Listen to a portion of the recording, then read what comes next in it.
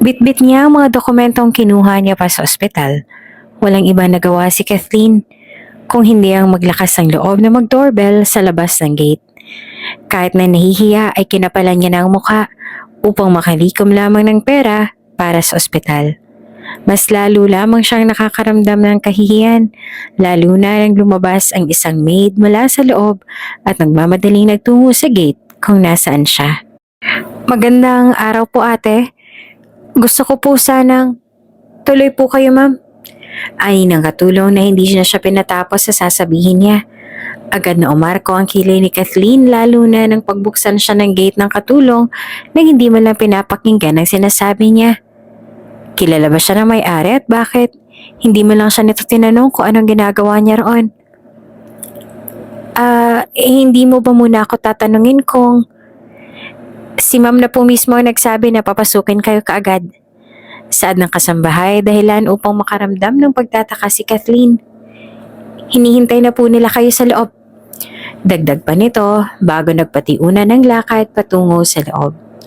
Walang ibang nagawa si Kathleen kung hindi ang magkibit balikat bago siya nagdesisyong pumasok at sumunod sa katulong na nagpatiuna na sa paglalakad. Wala sa sarili siyang napangiti habang pinagmamastaan ang kabuoang mansyon hanggang sa natigil lang siya na makapasok sila sa loob at iminuwesta sa kanya ng katulong ang sofa na naroroon. Maupo na muna kayo. Ani ng kasambahay na marahan niyang tinanguan bago siya umupo. Nawala lang ang ngiti sa labi niya nang sandaling may maglapag ng tasa ng tsaa sa lamisetang nasa harap niya. Magtsaa ka na muna Kathleen. Saad na naglagay. Agad na umarko ang kilay ni Kathleen sa narinig bago siya bumaling sa nagsalita at halos malaglag ang panga niya sa gulat nang makita niya si Celia na ngayon ay nakangiting naglalapag ng sandwich sa mesa. Nang dahil sa gulat sa hindi inaasahang pangyayari ay mabilis silang napatayo. Hindi pa man siya nakakapagsalita ay may nagsalita na sa gilid.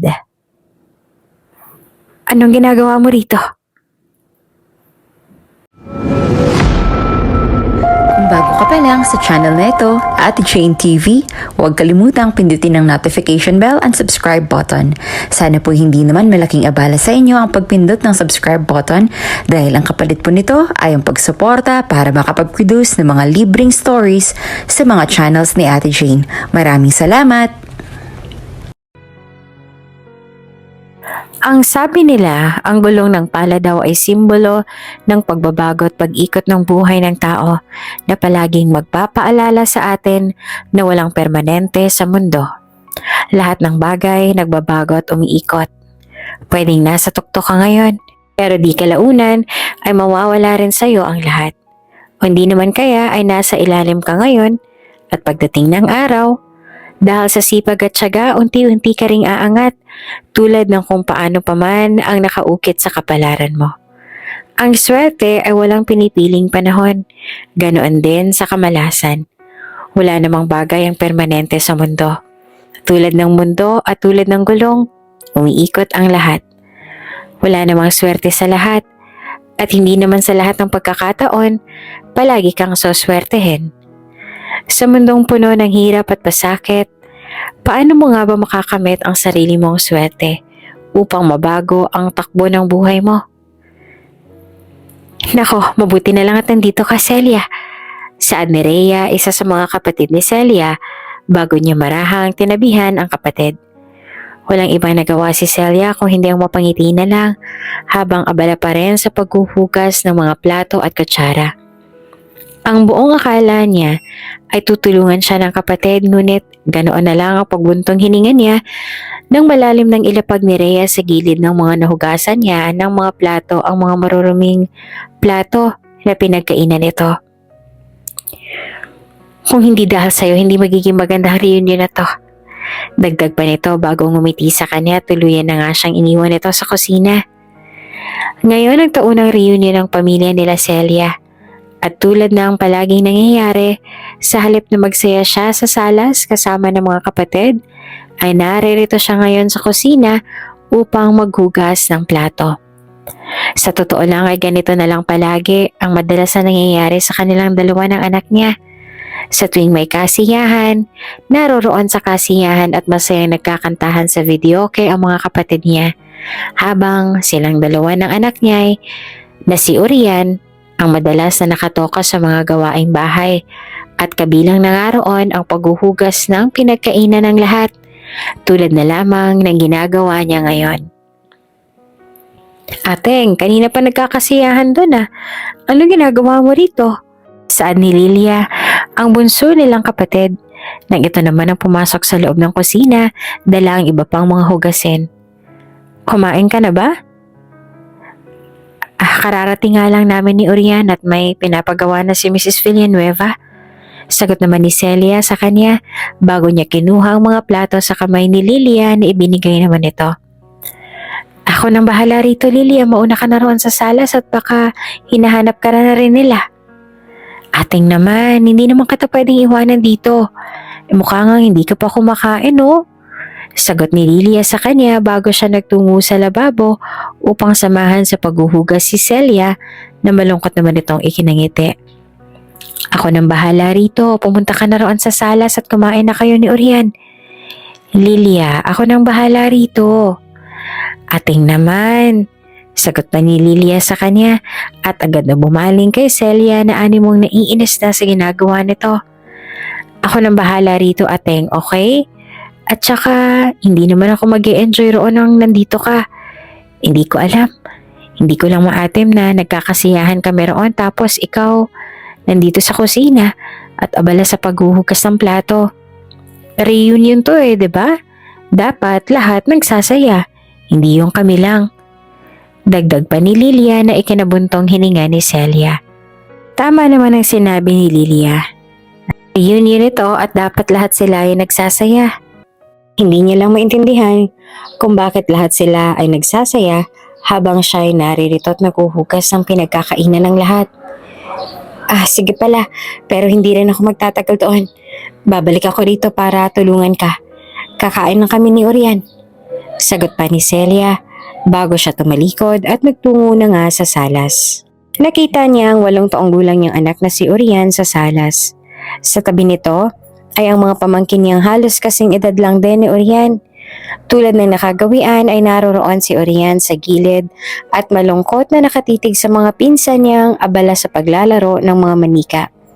Mga manikang ni minsan ay hindi man lang ipinahawak sa kanya. Orian, may inang tawag ni Celia sa anak na nakakuha sa atensyon nito. Animong nagliwanag naman ang mukha ni Orian nang makita ang ina na, kaya't agad itong napatayo. Halika na, kumain na tayo. Dagdag pa ni Celia. Masaya namang tumayo si Orian at nakangiting yumakap kay Celia na bahagya naman itong tinawanan. Kanina pa silang naglalaro ng manika, Mama. Hindi nila ako sinasali sa laro nila kasi ang sabi nila wala raw akong laruan. Baka rin daw madumihan ko pa yung mga manika nila kaya kahit ipahawak hindi nila ipaawak sa akin. Kwento ni Orian. Habang magkasabay silang nagtungo sa pag upang kumuha ng pagkain. Medyo maingay sa loob ng bahay. Maraming nagtatawanan sa hardin. Mga kapwa nila kamag-anak na bihira namang makausap ni Celia. Medyo maraming mga bisita ngayon sa reunion na ginanap mismo sa bahay ni Diana, ang nakatatandang kapatid nila Celia. Kaya naman medyo maingay halos lahat ang lahat. May ilang nagsasayawan, may ilang kumakanta, at meron din namang nagiinuman sa gilid. Ang mga pinsan ni Orian na mga pamangkin ni Celia sa kapatid ay abala sa paghahabulan at paglalaro ng kani-kanilang mga manika. Marahil ay isa iyon sa mga dahilan sa kung bakit bihira lang nilang makausap si Orian. Hayaan mo, kapag nakabayad na ako ng utang kina Mrs. Villanueva, bibilhan kita ng laruan mo, Orian, ha? Pangako ni Celia sa anak habang abala sila sa pagsandok ng ulam at kanin. Babalik na sana sila sa mesa upang doon kumain, ngunit bago pa man sila maupo ay dumating na si Diana, kasama ang iba pa nilang mga pinsan. Nako Celia, andyan ka na. Tapos ka na ba sa mga hugasin mo sa kusina? Kunot noong tanong ni Diana dahilan upang bahagya pa mapatayo si Celia. Bakit mo naman iniwan ang mga hugasin doon? Alam mo namang wala kaming katulong at mas lalong hindi sanay sa gawaing bahay si Lilia. Ateng kasi si Lilia, nag-volunteer siya na maghugas ng mga plato at saka isa pa, hindi pa kami nakakakain ni Orian. Wala akong pakialam kung hindi pa kayo kumakain ng anak mo. Ang akin lang, bakit mo iniwan yung bunso natin doon? At bakit mo hinayaang maghugas ng mga plato? Galit na saad ni Diana, dahilan upang bahagyang matawa ang ilan sa mga pinsan nila na kasama niya. Bakit mo hinahayaang ipasa sa kanya yung trabaho mo? Alam mo namang ikaw lang makakagawa dyan. Hindi pa kasi kumakain kami ng anak ko. Bumalik ka sa kusina at ikaw ang tumapos sa trabaho mo. Sigaw ni Diana sa kanya bago kunot noong umalis. Bahagya nagtawanan ng ilan sa mga kasama ni Diana bago sila sumunod sa ginang na lumabas. Wala namang ibang nagawa si Celia kung hindi ang mapabuntong hininga bago siya nagdesisyong itabi ang plato ng mga pagkain kinuha niya sa hapag kanina. Mama, hindi pa po ba tayo kakain? Inosenteng tanong ni Orian sa kanya habang nakatingala dahilan upang mapabuntong hininga si Celia bago napangiti sa anak. Kaninang tanghali pa po tayo hindi kumakain. Itlog at gatas lang po ang kinain natin kanina sa bahay nila Mrs. Villanueva. Gutom na po talaga ako, Mama. Mauna ka nang kumain, Orian. Saad ni Celia sa anak bago niya marahing hinaplos ang ulo nito. May gagawin lang si Mama, ha? Sa kusina. Pero paano ka, Mama? Hindi pa naman ako nagugutom, anak. At saka isa pa, maraming nakaing itlog si Mama kanina kaya okay pa siya, ha? Pagsisinungaling ni Celia sa anak bago muling ngumiti. Magpakabusog ka, Orian. Kapag kulang yan, kainin mo tong sa akin. Kapag naubos mo na lahat, kung gusto mo pa, kumuha ka ulit doon, okay? Bago pa man makasagot si Orian ay nagdesisyon ng bumalik sa kusina si Celia. Hindi na rin nagtaka pa si Celia nang makarating at makita roon si Lilia na hanggang ngayon ay abala pa rin sa paghuhugas ng mga plato na iniwan niya rito kanina. Ako na dyan, Lilia. Saad ni Celia bago niya tinabihan ng kapatid. Medyo maraming hugasin, hinahanap ka na rin doon nila Diana. Ako nang bahala rito. Kumain ka na ba, ateng? Kunot noong tanong ni Lilia sa kanya na marahan namang tinanguan si Celia hanggang nakangiti. Parang ang bilis mo naman yata. Ano ka ba, Lilia? Katulong ako dito kaya medyo bilang ang oras ko. Mabilis talaga akong kumain. Hindi mo ba tanda? Tanong ni Celia sa kanya bago natawa. Ako nang bahala rito, Lilia. Hindi naman kita pwedeng iwanan sa mga hugasing to, ateng. Magsasalita pa sana si Celia upang pigilan ng kapatid. Ngunit bago niya pa man iyan magawa, ay pumasok na sila Roda sa kusina. Kasama ni Roda si Diana na ngayon ay kunot noo at animong nakahalukip-kip habang nakatingin sa dalawa. Lilia, ano bang ginagawa mo dyan? Marami pa tayong bisita, oh. Saad ni Roda habang kunot noo at nakahalukip-kip na nakatitig sa dalawa. Hayaan mo na si Celia dyan at kaya niya na yan. Ateng, hindi ko naman pwedeng iwanan dito si ating Celia. At saka masyadong maraming hugasin, oh. Hindi niya matatapos ang lahat ng to. Alam mo, Lilia, nakakadagdag ka lang sa trabaho niya. Sabat ni Diana habang kunot noong nakatitig sa dalawa. Nagtataka naman na patingin si Lilia sa kanya habang si Celia naman ay walang ibang nagawa kung hindi ang bumuntong hininga habang patuloy pa rin sa paghuhugas ng plato. Ni hindi mo nga alam kung paano maghugas ng plato tapos tutulong-tulong ka pa dyan? At saka isa pa, hayaan mo niyan si Celia. Trabaho niya maghugas ng plato at hindi ikaw. Hindi niya kailangan ang tulong mo.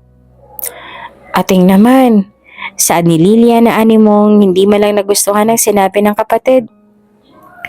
This is supposed to be a reunion.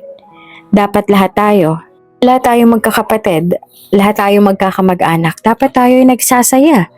Hindi pwedeng nagsasaya tayo tapos si ating Celia naguhugas lang dito. Nakakulong lang sa kusina. Ano ba natin siya? Hindi ba siya basta lang tagahugas ng pinagkainan natin, ha? Kapatid din naman natin siya, 'di ba? Ano bang pinagkaiba niya sa atin? Kapatid din naman natin. Saad ni Lilia dahilan upang bahagyang magpalitan ng tingin sina Diana at si Roda. Hindi niyo naman siya katulong. Kapatid natin yung pinaghuhugas niyo ng plato, oh, ateng. Nang dahil sa sinabi ni Lilia ay bahagyang natawa si Rhoda at Diana. Nang dahil sa ginawa ng dalawa, ay walang ibang nagawa si Lilia kung hindi ang bumuntong hininga. Alam mo, Lilia, nakakatawa ka pa rin hanggang ngayon. Masyado kang protective kay Celia. Bakit? Binabayaran ka ba niya para protektahan mo siya? Sagot ni Rhoda sa kanya, dahilan upang bumaling sila kay Celia na hanggang ngayon ay animong walang naririnig at abala pa rin sa paghuhugas ng pinggan. At saka wala namang masama kung maghugas siya ng plato rito. Kakain din naman siya, 'di ba? Niwala nga siyang ambag na pagkain dito sa reunion natin eh. Eh di yan na lang paghuhugas ng platong iambag niya. Total, trabaho naman nilang mag-ina yan. Oo nga no. Sagot naman ni Diana sa kanya. Nasaan ba si Oriel at bakit hindi siya pumunta rito para tulungan ang nanay niya? Ay hayaan niyo na yung batang yun, ateng. Sagot ni Lilia, dahilan upang balingan siya ng dalawa niyang kapatid. Hayaan niyo namang mag-enjoy yung bata. Nag-enjoy ba yun kung ni isa sa mga pinsan niya ay walang gusto makipaglaro sa kanya? Natatawang tanong ni Rhoda sa kanya. Wala namang ka-enjoy-enjoy sa buhay na mag-inang yan eh. Ating naman, mga katulong lang kayo. Eh magpasalamat nga kayo at dalawa't invited pa kayo dito sa reunion kahit na wala namang kayong ambag na pagkain. Palibhasa kasi katulong pa rin kayo hanggang ngayon. Di man lang kayo gumawa ng paraan para umundad yung buhay ninyong pareho. Sa di Diana dahilan upang bahagyang matikilan sa pagkuskus ng kaldero si Celia. Kung hindi ka lang nagpabaya sa pag-aaral mo, Celia, hindi ka mauuwi sa ganyan. Hindi ka magiging katulong lang kung nagpatuloy ka. Tapos ano, porket nakakaangat kami sa'yo, masama na kami. Hindi ba pwedeng nagtiis lang kami sa pag-aaral dahil gusto naming umunlad? Alam mo, Celia, kung ayaw mo maghugas ng plato, di sana hindi ka nagpunta pa rito. Dagdag naman ni Rhoda, dahilan upang mas lalo lang makaramdam ng dismaya si Celia sa kanila. Alam mo nang iyan ang nakaatang na trabaho sa'yo sa tuwing may ganito, di ba? Naghahangad ka pa ng patas na treatment sa'yo. Kahit sino naman sa atin, alam na sa sarili natin, ikaw ang nasa baba. Ikaw ang mas mababa, kaya dapat lang na ikaw ang gumagawa niyan. Pasalamat ka nga at welcome ka pa rin dito. Kahit na minsan wala ka malang naiambag kahit na magkano. Dagdag pa niya. Isang singhal pa ang pinakawalan nila bago sila nagdesisyong lumabas ng kusina. Habang palabas sila ng kusina ay nakasalubong pa nila si Rhea na animong gulong-gulo sa kung ano pa man ang napag-usapan ng mga kapatid. Anong nangyari at bakit nakabusangit yung mukha ng mga yan? Naguguluhang tanong ni Rhea. Nag-aaway na naman ba kayong apat? Natatawa niya pang dagdag.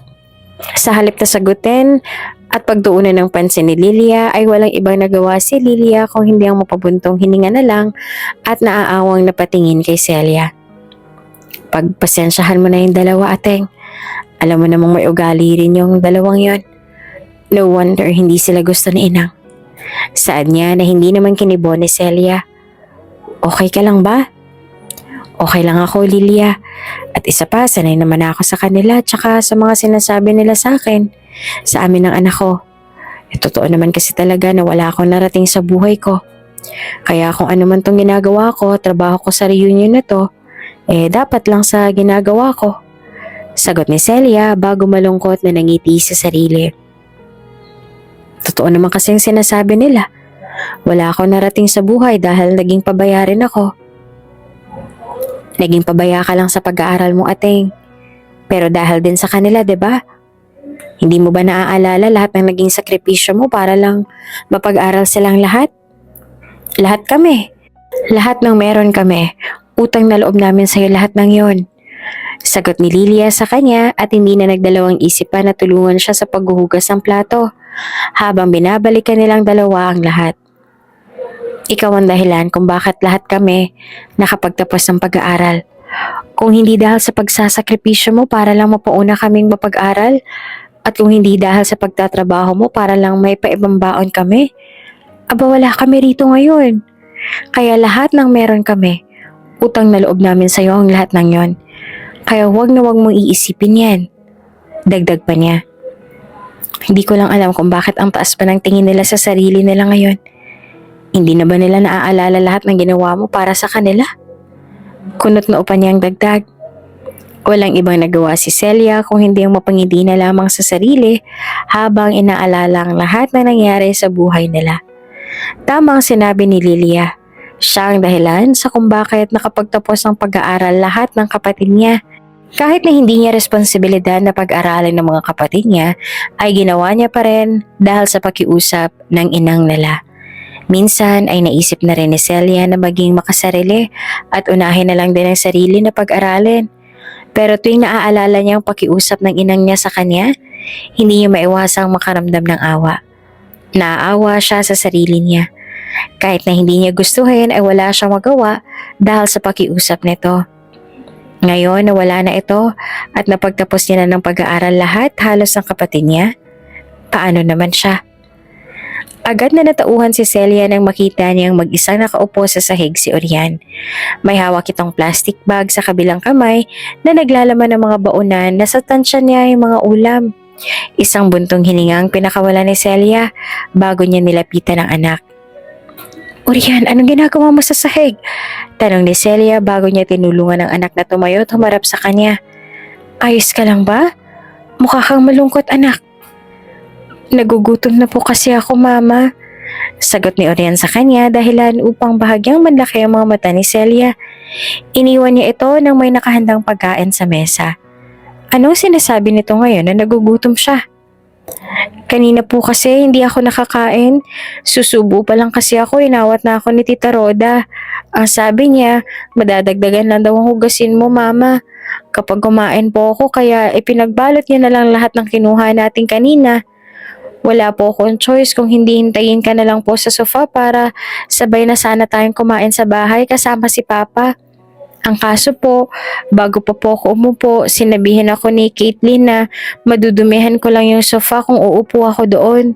Si Tita Diana naman yung nagsabi na sa sahig na lang daw po ako umupo. Sumbong pa ni Orian sa ina.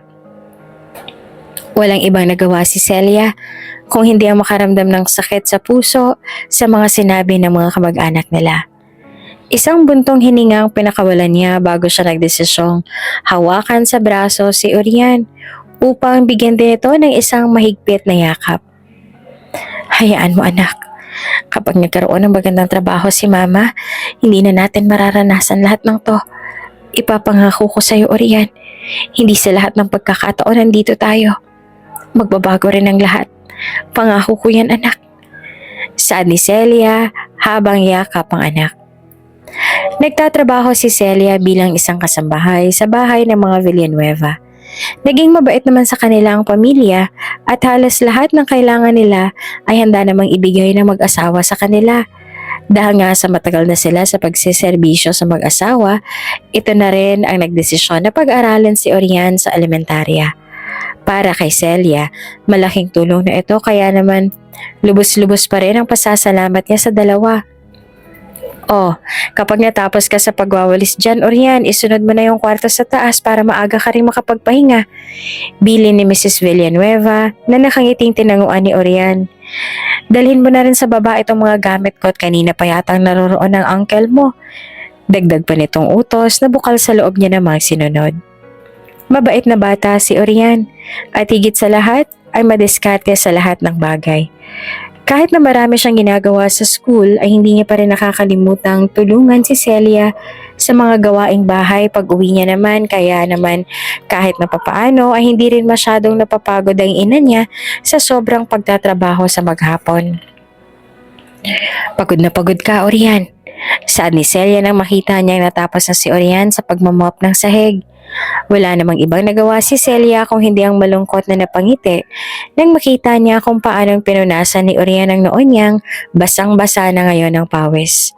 May kirot sa dibdib niya ng pagmasdan ng anak. Alam niya na hindi dapat ganito ang dinaranas ng anak niya ngayon. Kung inuna niya lang sana ang sarili niya noon, ay hindi sana mararanasan ni Orian ang lahat ng ito. Nawala lang ang iniisip niya nang sandaling marinig niyang humagikik si Orian sa sinabi niya. Mas okay po ito Mama para matulungan ko rin po kayo. At saka Hindi naman po ako masyadong pagod sa physical activity naman sa school kaya okay lang na tumulong ako. Saad pa ni Orian. Dahilan upang mapangiti naman si Celia at agad na hinagka ng anak. Mama, siya nga po pala. Pwede po ba ako magpatulong sa inyo? Saan naman, Orian? Tanong ni Celia. Sa halip na sumagot ay walang ibang nagawa si Orian kung hindi ang ngumiti na lamang. Alam ni Celia na may ibig sabihin ang ngiti niya ng anak kaya naman hindi na rin naman siya nagtaka pa nang makitang nakahanda na ang lahat ng sangkap sa ibabaw ng mesa pagkatapos maglinis ng anak. Nagustuhan ko po kasi yung turon sa kantin kanina, Mama. Gusto ko po sana masubukan magluto ng ganun dito para kapag hindi ka busy sa trabaho, pwedeng yun na lang ang baon ko kesa bumili ng tinapay sa panaderya. Ani ni Orian na marahang tinanguan ni Celia na ngayon ay abala naman sa pagbabalat ng turon kasama ni Orian. At saka susubukan ko rin po sanang ibenta sa school bukas lahat ng mailuluto natin ngayon. Ang sabi po kasi ni Mrs. Libejo kanina, tinatamad silang bumaba at pumila pa sa kantin. Nagpaalam na rin naman po ako sa mga teacher ko at pumayag naman po sila para dagdag din po sa ipon ko para sa sekundarya. Mahaba pa niyang dagdag. Walang ibang nagawa si Celia kung hindi ang mapangiti na lang. Alam niya sa sarili niyang sa kanya nagmana ng pagiging madiskarte si Orian. Kahit na hindi man lang sila binayayaan ng magandang buhay, kahit papaano ay nagpapasalamat pa rin siya dahil sa anak niya. Alam niyang hindi mabibigyan ng magandang buhay si Orian sa pagiging katulong. Ngunit isa lang ang natitiyak niya at ito nga ay giginhawa ang buhay nila dahil sa ugaling meron ang anak niya. Turon na may langka at pinya? Gulat na tanong ni Mrs. Libejo nang sandaling abutin niya ang turon na nakalagay sa plastic na inabot ni Orian sa kanya. Abay ngayon lang ata ako nakarinig ng ganitong turon. Specialty ho ng mama ko yan, ma'am. Nung bata pa po ako, ganyan ang merienda namin sa mansyon. Kahapon ko lang po naaalala kaya ngayon lang din po pumasok sa isip ko na magtinda niyan. Saan niyo pa siguro na marahan naman itong tinanguan. Alam ko pong bago sa panlasa niyo yan, ma'am. Pero promise po, hindi kayo magsisisi kung bibili kayo ng 3, ma'am. Aba, sobra-sobra ng 3 para sa tasting, Orian. Natatawang saad naman ni Mrs. Libejo na nakangiti niyang binanguan. Pero sige, dahil sa mabait ka at consistent honor student ka, bibili ako ng 5. 3 sa akin at pasalubong ko sa anak ko yung 2. Ako ma, maraming salamat po. Malaking tulong po ito sa akin tsaka sa pambaon ko po sa araw-araw. Walang anuman. Alam ko naman ginagawa mo lang to para makatulong sa nanay mo. Nakangiting saad naman ni Mrs. Libejo sa kanya bago naglabas ng 50. Kapag nakahanap ka na ng mga potential customer mo dito sa eskwelahan, pwede mo nang taasan ang presyo ng paninda mo. Medyo lugi ka sa presyo mo ngayon. Pero okay lang yan kung nagsisimula ka pa lang naman. Payo sa kanya ng guro na nakangiti at masaya niya ang tinanguan. Dahil nga sa sipag at tiyaga ni Orian sa pagtitinda, hindi kalaunan ay unti-unti siyang sumikat sa buong eskwelahan dahil sa turon na paninda niya. Ang ilan sa mga estudyante nagugutom sa pila sa kantina ay wala ng pag-aatubili niyang pinupuntahan upang alukin ng tinda niya. May iban sa kanila na nandiri nung unang malamang may palamang pinyang turon na pinibenta niya. Pero makatapos ng ilang beses na pagbibenta sa mga ito, hindi kalaunan ay kinain naman ng mga ito. At hindi kalaunan ay nagustuhan na rin nila ang lasa nito. Bagay na mas lalong nakapagpatuwa kay Orian. Bibili ako bukas, Orian. Gawin mo ng 8 para maiuwi ko sa bahay yung turon mo. Bili naman ng isa sa mga kaklase niya na nakangiti niyang tinanguan. Bukas ha, huwag mong kakalimutan, Orian. 8 yung akin, 8. Oo na, Paulo. Natatawa niyang saad bago niya kinawayan ng kaklase at agad na nga pinanood itong tumakbo palayo kasama ng mga kaibigan. May ngiti pa sa labi ni Orian nang tumalikod siya sa gawin ng kaklase. Ang ngiting yon ay agad din namang naglaho nang sandaling harangin siya ng pinsan niyang si Kathleen kasama ng 2 pa nitong kaklase. Walang sali-salitang kinuha ni Kathleen na natitirang plastic sa bilaong dala niya na ikinagulat ni Orian. Pati ba naman dito sa school dala-dala mo yung pagiging mahirap mo? Saad ni Kathleen bago ngumiti sa kanya na hindi niya man lang kinibo. Anong basura na naman tong tinitinda mo ngayon? Kathleen, wala akong panahon na makipag-away sa'yo. Bahagyang natuwa ng pagsinghal si Kathleen nang dahil sa sinabi niya. SSF naman na may panahon ako na makipaglokohan sa'yo, Orian. Nito naman sa kanya bago niya tinapon ang natitirang turon sa damuhan bago niya ibinigay kay Orian ang bag na bitbit niya. Dalhin mo na yan. Kanina pa kita hinihintay. Wala akong taga-bitbit ng bag. Saad pa ni Kathleen bago ito nagpatiuna sa paglalakad kasama ng iba pa niyang kaibigan na abala sa pagtatawanan sa ginawa niya kay Orian.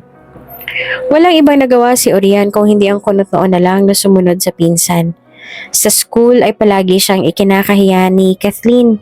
Palagi nitong ipinagkakalat sa lahat na anak siya ng katulong nila sa bahay at naririto lang siya sa school upang pagsilbihan si Kathleen.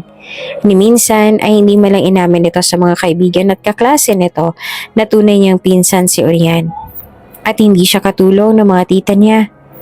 Kahit na ganoon, ay hindi rin naman sumagi sa isip ni Orian na ipagtanggol at sabihin sa lahat ang totoo dahil para saan pa nga ba?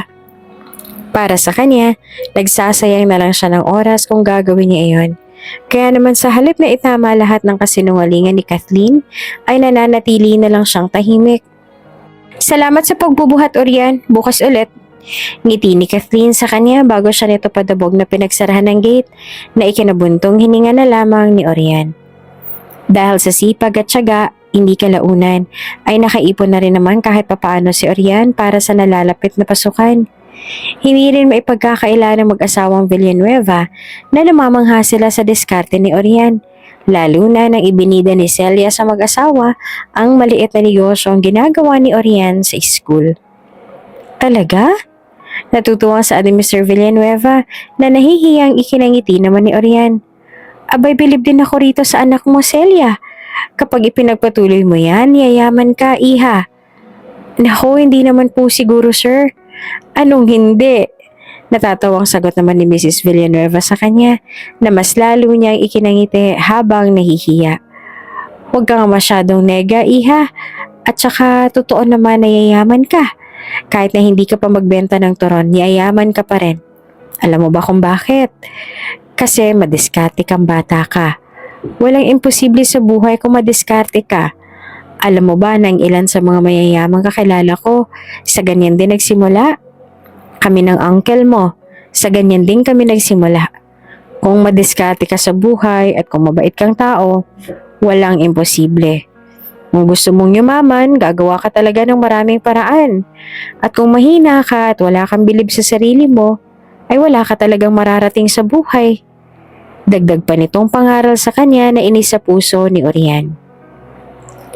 Sa tuwing nakakaramdam ng pagod si Orian, ito agad ang pumapasok sa isip niya.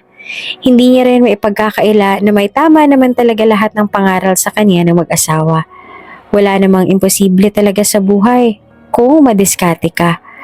Kung noon ay nakakaramdam si Orian ng takot para sa mga mangyayari sa kanya sa hinaharap, ngayon ay hindi na. Basta't kasama niya ang nanay niya, wala na siyang mahihiling pa. Turon? Natatawang saad ng tita niya si Rhoda. Bahagya namang nakaramdam ng gulat si Orian nang dahil sa narinig. Wala siyang ibang nagawa kung hindi ang agad na magtago sa likod ng malaking flower vase sa gilid ng pintuan. Kahit na walang binanggit na pangalan, alam niyang siya ang tinutukoy ng tiyahin niya. Siya lang naman ang nagtitinda ng turon sa paaralan. Bitbit ang maliit na kalderong inutos sa kanya ni Celia.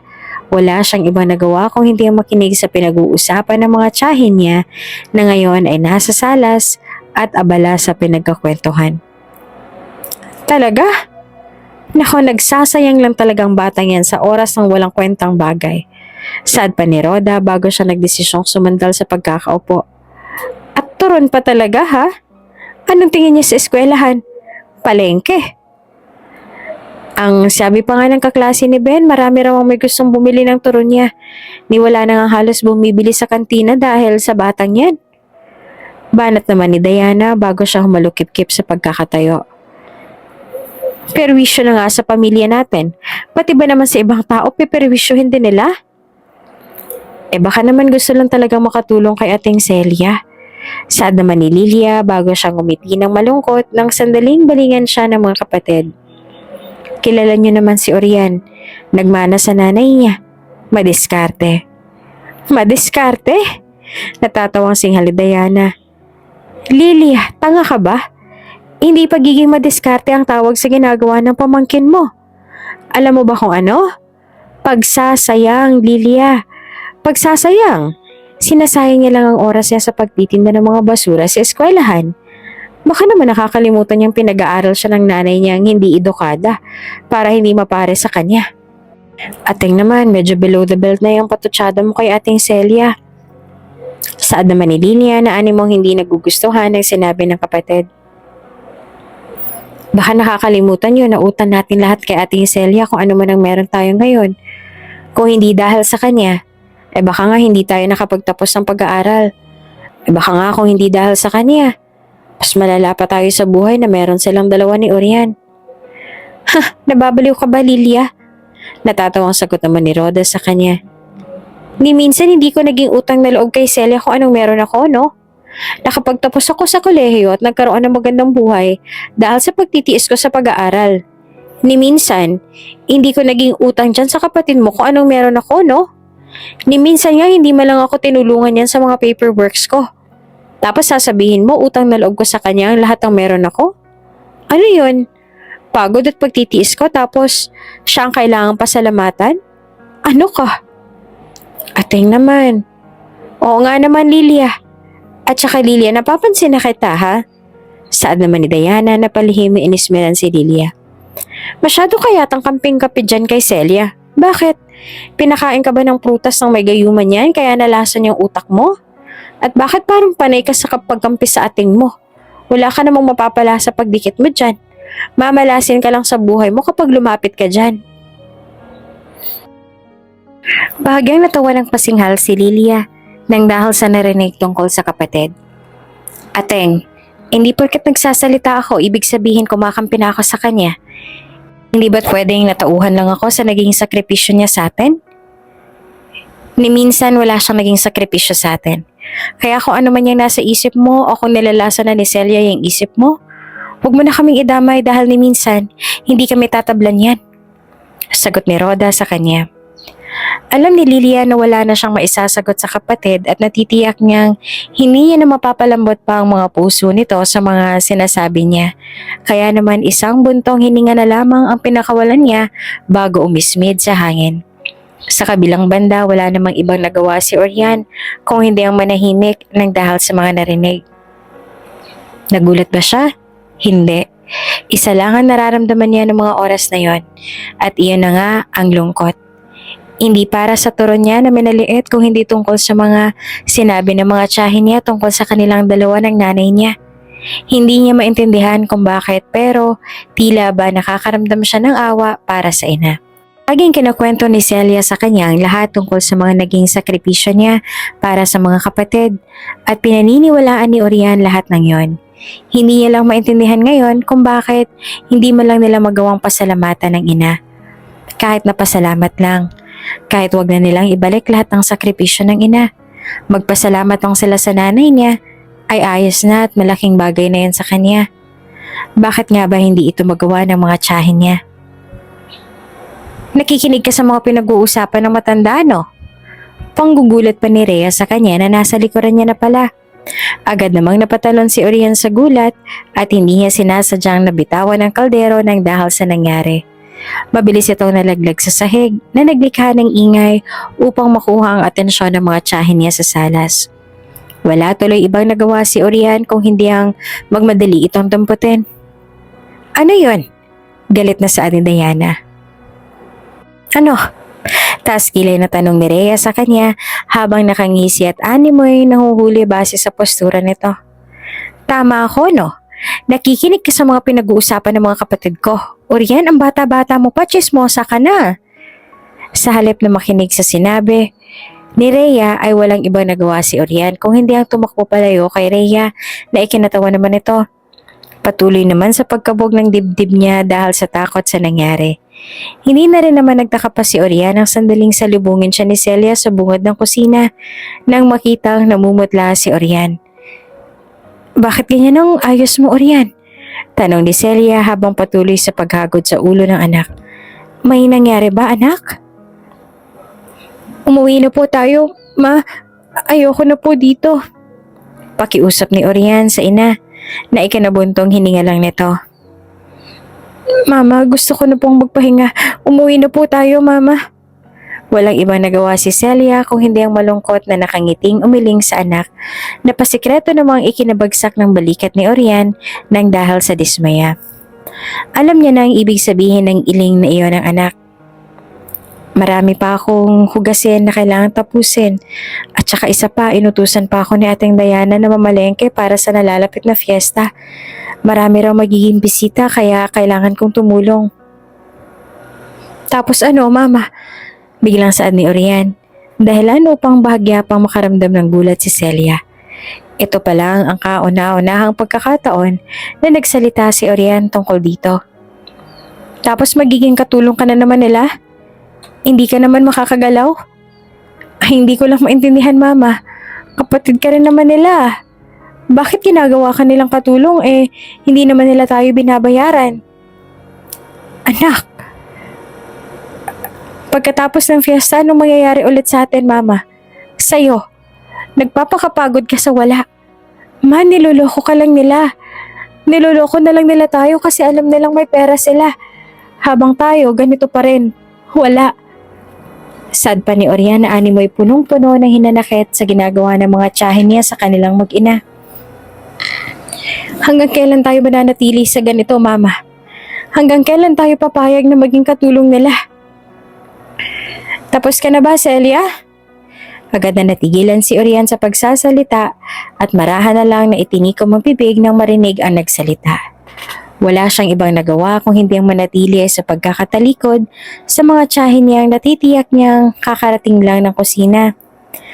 Si Celia naman ay animong naramdaman ng takot sa anak kaya naman wala siyang ibang nagawa kung hindi ang hawakan ng balikat ng anak. Kanina ko pang napapansin na hindi ka pa natatapos sa mga ginagawa mo. Dagdag pa ni Rhoda bago siya kunot noong humalukip-kip at marahang pinagbasda ng mag-ina. Pagkatapos mo dyan, pupunta tayo sa mall para mamili ng mga gagamitin sa fiesta. Isama mo na rin si Orian para may kasama kang magbitbit ng mga bibili namin. Sige, ako na ang bahala ron, Ateng. Tatapusin ko lang itong mga hinuhugasan ko. Dalian mo kasing kumilos. Naiinip ang saad ni Diana na animoy kanina pang naghihintay matapos si Celia sa trabaho. Magpapaayos pa ako ng kuko. Alam mo naman sila Melchor at yung asawa niyang mayabang. Mamaya niyan mapansin na naman nila yung kuko ko. Dagdag pa nito. Sa halip na sumagot ay walang ibang nagawa si Celia kung hindi ang malungkot na lang na napangiti at tumango sa mga kapatid. Gusto sana magsalita pa ni Orian ngunit hindi niya naman na magawang mapagtanggol ang nanay niya ngayon, lalo na't wala sila sa sarili nilang pamamahay. Kahit na may kasamaan din ang ugali ng mga tiyahin niya, hindi niya rin maipagkakaila na nire-respeto niya pa rin ang mga ito, kahit na minsan ay parang katulong na lang sila nito kung utusan at kausapin. Marami akong gustong bilhing damit, mama. Saad ni Kathleen kay Rhoda habang patuloy sa pagpadyak sa sahig. Naroroon sila ngayon sa mall. At tulad ng nakagawian ay kasama na naman nila Rhoda si Orian at si Celia. Masama ang pakiramdam ni Celia. Gusto niya sanang magpaalam na ipagpaliban na lamang pansamantalang pamimili nila ngayon. Ngunit hindi naman pumapayag si Rhoda kahit na anong pakiusap niya rito. Oo, bibili natin ang lahat ng gusto mo pero wag na muna sa ngayon dahil mamimili tayo ng mga pagkain. Gusto ko na nga ngayon Pamimilit ni Kathleen bago niya hinawakan ang braso ni Orian na animong nabigla pa sa biglaan niyang pag-atak sa kanya. Muntik na ngang malaglag lahat ng gulay na bitbit ni Orian noong mga oras na yon dahil sa ginawa niyang paghatak. Napansin naman ni Celia na nasaktan si Orian sa ginawa ni Kathleen ngunit hindi niya naman mapagsabihan ng pamangkin dahil nakaharap si Rhoda. Si Orian ang sasama sa akin at magbibitbit ng lahat ng bibilhin ko. Utos ni Kathleen sa ina bago siya naglahad ng kamay kay Rhoda na nainis naman itong inismeran. Dagdagan mo ng 2,000 dahil mall ito, mama. Hindi naman ako bibili ng pipitsuging damit dito, no? Oo na. Kapag natapos kayo, dumiretso na lang kayo sa parking. Bili ni Rhoda bago siya nagpatiuna sa paglalakad. Ayaw sana ni Oriana iwanan si Celia sa kamay ni Rhoda dahil natitiyak niyang mahihirapan ito lalo na't masama ang pakiramdam nito. Ngunit wala na rin namang nagawa pa si Orian nang sandaling hatakin na siya ni Kathleen patungo sa loob ng department store. Animo para siyang katulong ni Kathleen ng mga oras na yon. Walang ibang nagawa si Orian kung hindi ang sumunod ng sumunod sa mga yapak ng pinsan na kung umasta akala mo'y walang kasama. Medyo nahihirapan na rin si Orian sa mga bitbit niya. Ngunit sa halip na magpahinga ay nagpatuloy lang siya sa pagsunod kay Kathleen. Kath, medyo masakit na kasi ang mga kamay ko sa pabuhat mo. Saad ni Oriana sandaling hindi niya na makayanan ng ngawit at sakit ng mga braso at kamay niya. Baka pwede namang ikaw ang magbuhat ng mga pinamili mo. Kahit saglit lang. Inuutusan mo ba ako magbuhat? Taas kilay na tanong ni Kathleen nang sandaling bumaling siya ng tingin kay Orian na ngayon ay kunot noon ang nakatitig sa kanya. Hindi ba trabaho mo yan? Kath, hindi mo naman ako pinapasweldo. Pero kumakain ka pa rin sa bahay namin. Pagmamatigas ni Kathleen sa kanya, nainismiran niya na lang din. Alam mo, magpasalamat ka na lang na hanggang ngayon, pinsan pa rin ang turing ko sa'yo. Kung hindi dahil sa pakiusap sa akin ni Tita Lilia, akala mo ba makakalapit ka pa sa akin? Wala naman akong sinabing gusto kong lumapit sa'yo eh. Hindi ba't ikaw lang naman ang lapit ng lapit sa akin kasi hindi mo kaya lahat ng pinapagawa mo sa akin? At saka kung hindi ka magawang patulan ng nanay ko, mapapatulan ko kayo ng nanay mo kung hindi ka aayos. Ani ni Oriana inismera ni Kathleen. Kung umaakto ka para kang spoiled brat, bagsak ka naman sa school. Dagdag pa ni Oriana patutsyada na sa pinsan. Balak pa sanang magsalita ni Kathleen upang ipagtanggol ang sarili, ngunit bago niya pa man magawa iyon ay iniwanan na siya ni Orian. Buong maghapon silang nag-ikot-ikot sa mall. Kahit na gusto nang iwanan ni Orian si Kathleen at magdahilan na lang, ay wala na rin naman siyang magawa pa sa kupad ng pinsan. Hanggang sa hindi kalayuan, ay tuluyan na nga itong nag-aya na magtungo sa parking. Tulad ng nakagawian ay isang buntong hininga na lang nagawa ni Celia bago siya nangihinang tumakbo sa papalapit na anak upang tulungan ito sa mga bitbitin. Napagod ka ba, Orian? Hayaan mo na si Orian dyan, Celia. At trabaho niya yan. Sad naman ni Diana na animong napipiko na sandaling makita ang dalawa. Kung makakilos kayong dalawa para kayong mga lantang gulay, samantalang pagbibitbit lang naman ang ginawa niyo buong maghapon. Paulit-ulit pa nitong bulong. Ma, baka hindi ko na po mapigilan ng sarili ko. Orian, hayaan mo na. Saad ni Celia sa anak na inismera na lang nito. Maaga na lang tayong umuwi ngayon. Nangako ko kay Mrs. Villanueva na matatapos natin lahat ng ipapagawa niya ngayon. Nang dahil sa narinig, ay walang ibang nagawa si Orian kung hindi ang pabuntong hiningang bumaling sa ina. Na ngayon ay napansin ang paglingon niya kaya naman walang ibang nagawa kung hindi ang malungkot na lang na napangiti dito. Bakit, Orian? Sa halip na sumagot ay walang ibang nagawa si Orian kung hindi ang magtikom na lang ng bibig. Sa daan pa uwi, napapansin na ni Orian ang pagod sa itsura ng ina. Kaya naman minsan ay hindi niya rin napipigilang magkuyom ng kamay. Bagay na napapansin ni Celia noong mga oras na yon. Isang hawak lang sa kamay ni Orian ay mabilis na itong nanlambot na ikinangiti na lamang ni Celia. Pagkatapos yung ilagay lahat sa kusina lang lahat ng yan, ilagay niyo sa ref lahat ng pwede po bang magpahinga, tita? Galit na putol ni Orian kay Rhoda dahilan upang bahagya pang manlaki ang mga mata nito sa gulat. Kung makapag-utos kayong lahat para kayong may mga katulong ah.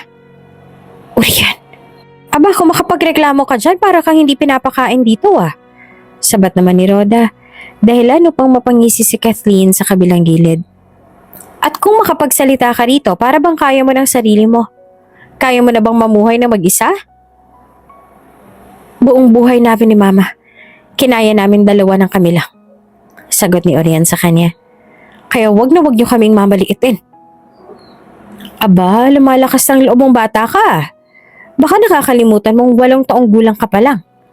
Sa tingin mo, saan kayo pupulutin ng nanay mo kapag tinakwil namin kayo, ha? Sigaw ni Rhoda sa kanya na hindi malang ikinabago ng itsura ni Orian noong mga oras na yon. Hindi ka pa man nakakaangat. Kung makapagsalita ka, parang sino ka na? Ano bang may pagmamalaki mo? Yung mga turon mo? Ano bang mapapala mo dyan? Ultimong eskwelahan, nagbibenta ka ng basura mo? Pati eskwelahan ginagawa mong palengke. Hindi ka na nahiya sa mga guru mo? Diskarte ang tawag doon, tita. Kasi alam namin. Alam ko na wala kaming aasahan sa inyo. Sigaw ni Orian sa kanya na natatawa niyang sininghalan. Tama talaga si Papa. Hindi ka mag-anak ang tingin niyo sa amin. Kung hindi alipin lang. Kaya kayo tawag ng tawag kasi hindi niyo kayang kumilos. Nasanay kayo ng palaging si Mama. Si Mama na lang ang kikilos para sa inyo. Kung magkapagsalita kayo nang hindi nakaharap si Mama, para bang binayaran niyo na ang buo niyang pagkatao. Kung makapag-utos kayo, para niyong pinapasweldo yung tao, bakit? Ano bang napala namin sa inyo bukod sa mga pang-aalipusta ninyo? Hindi pa ba enough na nakakakain kayong dalawa ng nanay mo rito, Orian? Natatawang tanong ni Kathleen na hindi man lang binalingan ni Orian. Ni hindi niyo na nga ginalang si Mama. At talagang naghahanap ka pa ng paggalang galing sa amin, ha? Natatawang tanong ni Rhoda sa kanyang kasambahay nang paggalit na pagbaling kay Celia na walang ibang nagawa kung hindi ang magbaba ng tingin. Ikaw at ang nanay mong hindi edukada, ang dapat sa inyo, inaalipin na lang. Wala na kayong pag-asa sa buhay kaya tanggapin niyo na lang kung ano kayo ngayon.